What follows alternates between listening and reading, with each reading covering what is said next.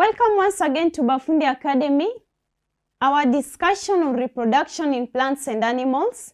This is your tutor, Joan Akinyi. We are going to discuss fertilization in plants, and this is only taking place in floral plants. That is why we started with flowering in plants, to know the male and the female organ of a plant, which is the flower, and now how that helps actually in fertilization.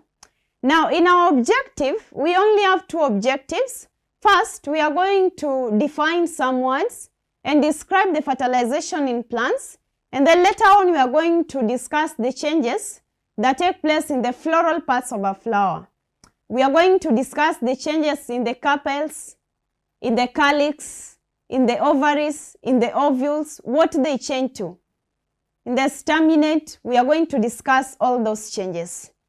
And now for fertilization to take place, plants need pollen grains. And pollen grains is the male nuclei of a plant, or we can say the male gamete of a plant.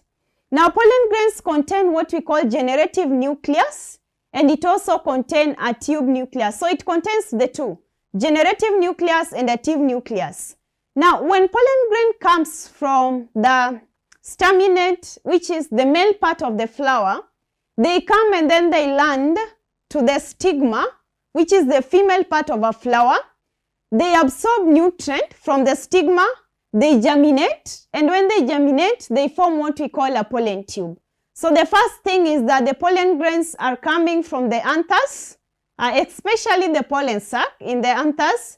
They land on the surface of the stigma, they absorb nutrients, and when they absorb nutrients, they generate and then they form pollen tubes.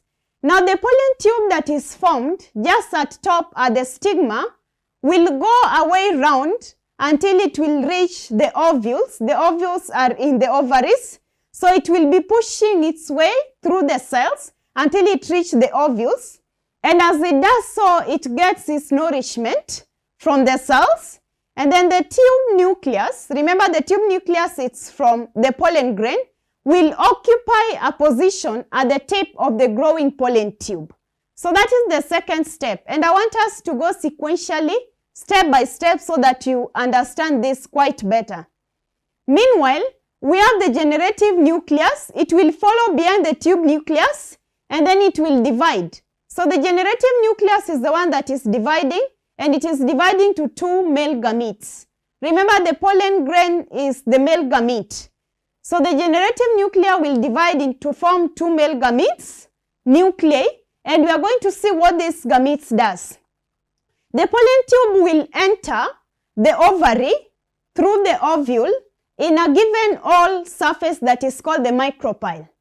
So we have a long tube coming from the stigma, it passes to the style, it passes to the ovary, and then it enters the ovule through the micropyle.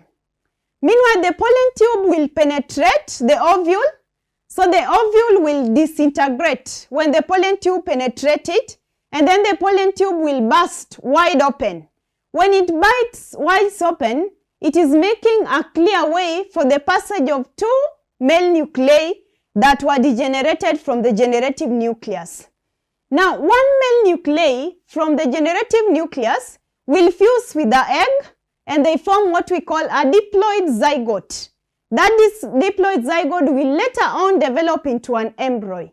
Remember, we still have one male nuclei, and that other male nuclei will fuse the polar nucleus in the ovule, and it will form what we call a triploid nucleus. The triploid nucleus will later on form what we call endosperm, primary endosperm, which is used for storage of plants. Such method is called double fertilization. And double fertilization is experienced only in flowering plants. And maybe just to give a summary, we say that the first thing is that pollen grains come from pollen sac, which is the male reproductive organ.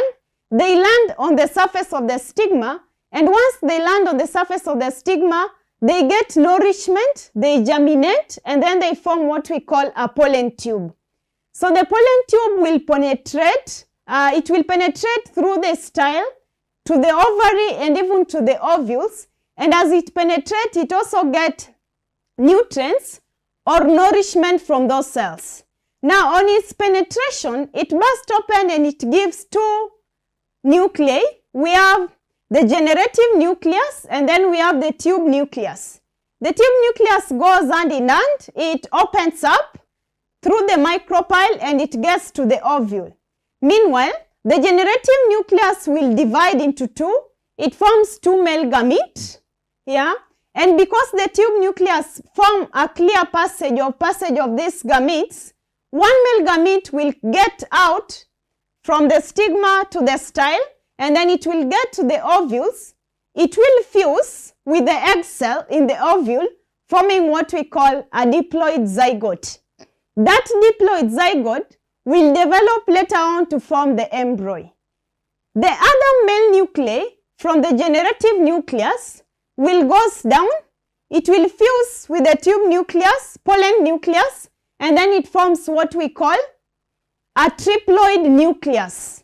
That triploid nucleus will develop to form a primary endosperm. Primary endosperm is used for storage of food after some times before the plant fully grown to store food in other growing regions of the plant. So such a process is called double fertilization. And it is double fertilization because we have two male gametes, one forming a diploid zygote and another one forming a triploid nucleus. Because of those two male gametes, we call it a double fertilization. It only takes place in flowering plants. Double fertilization cannot take place even in animals. And so having known that, allow us then move on to the changes of the floral parts after fertilization. We have the integuments, which will develop into seed coat. The seed coat is also called the tester. It uncovers the inner surface of the seed. And then we have the zygote, which we say will develop into an embryo. That embryo will grow to a full independent plant. We have the triploid nucleus, which is developing to an endosperm. The endosperm will be a storage organ for that plant. We have ovules, which will become seeds. So ovules changes to seeds.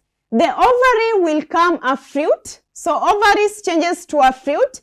And then the ovary wall will form pericarp. That's why we have pericarp, mesocarp, and also endocarp. So the pericarp is the ovary wall. It will change to a pericarp. And then the style will dry up. And then the corolla, the calyx, and the stamens will dry up and then they fall. In some flowers, the calyx will still persist. It will still remain. So those are the changes that take place after fertilization. The commonly said changes will be what ovary become after fertilization, which we've said is a fruit, and what an ovule will become, which we say is a seed, and what the diploid zygote will become, which we say is the endosperm.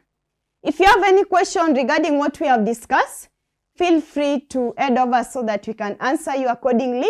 Until next time, thank you and stay blessed.